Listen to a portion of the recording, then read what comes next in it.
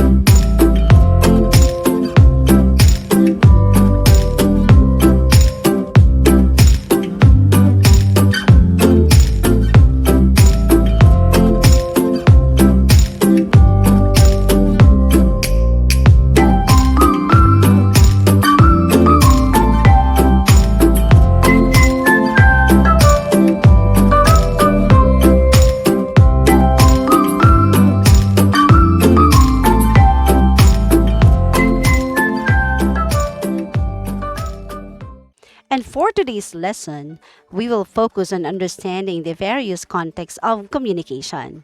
To start with, let me give you the three objectives we would achieve through this video lesson. The first one is to identify different contexts of communication. And the second is to utilize context of communication to relay message.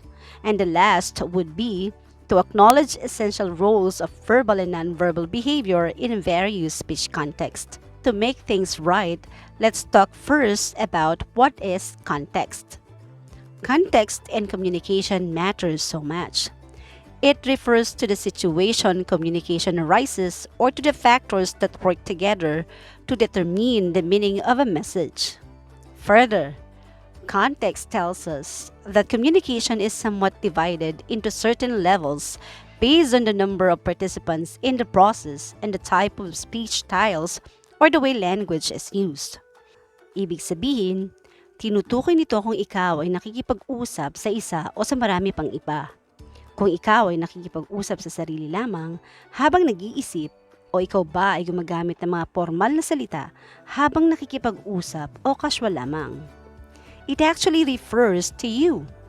Where you are. Are you speaking with someone or to yourself? When do you communicate? How do you communicate? How are you feeling while you speak? Do you use verbal or nonverbal cues? What do you speak about? Life? Love? Career? Who are you talking to? Why do you communicate? All these are the communication or speech context. And to be an effective communicator, individuals must be able to understand the context and adjust when needed, or else communication will break down. Here are the examples of various communication contexts. Watch this. Student, I will try my best to do so. I will strive in this journey. I promise that. I am looking forward to my journey after I graduated from this course. Looking forward to my job soon. A professional job rather. I am very excited to have a job because I want to help my parents, my brothers and sisters, the people who helped me before. And my biggest goal is to have my own house and a happy family. Anyways, I wanted to see in person my classmates, instructors, and friends at the university, but the problem is we have this pandemic. We can't do the face-to-face class as of now. But it's okay. As of now, I think I must need to focus on my assessments.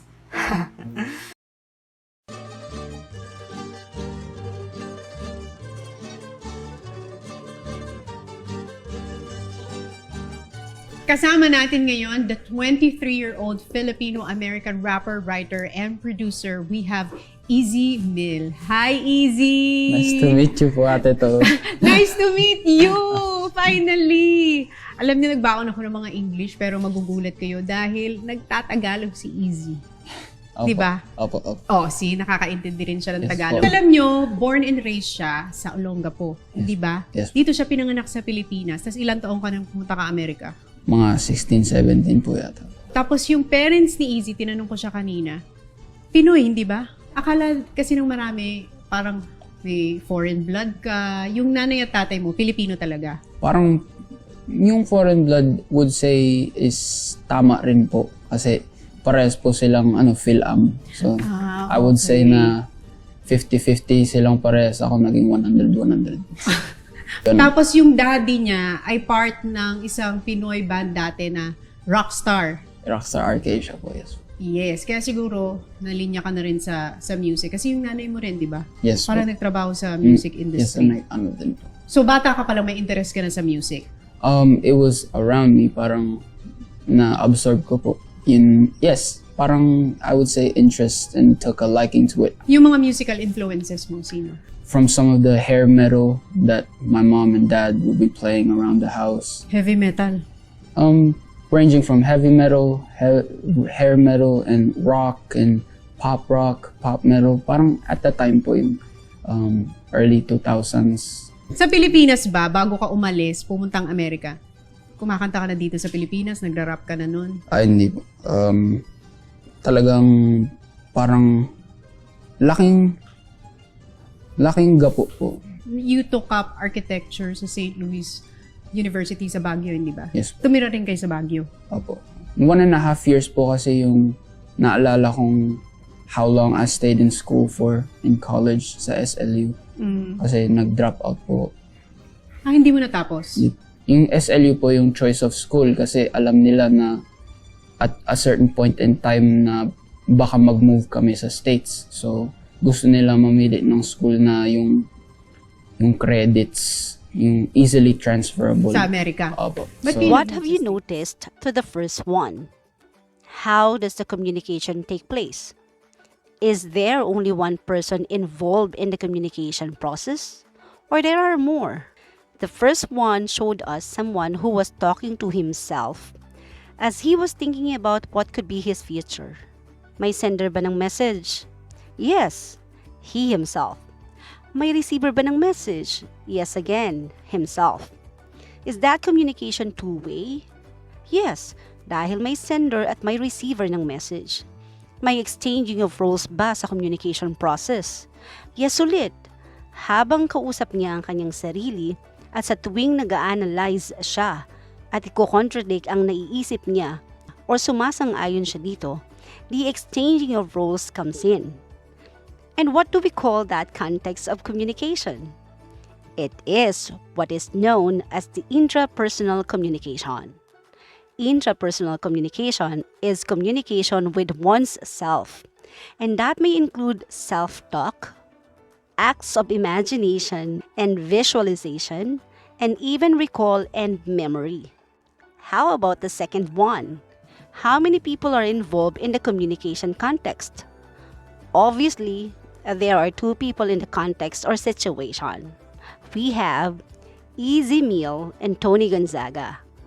The communication between Easy Meal and Tony is an example of interpersonal communication. This communication is the process of exchange of information, ideas, and feelings between two or more people through verbal or nonverbal methods.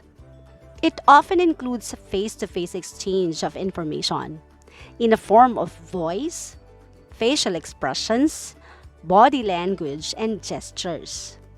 Now, how does it differ from the intrapersonal communication context?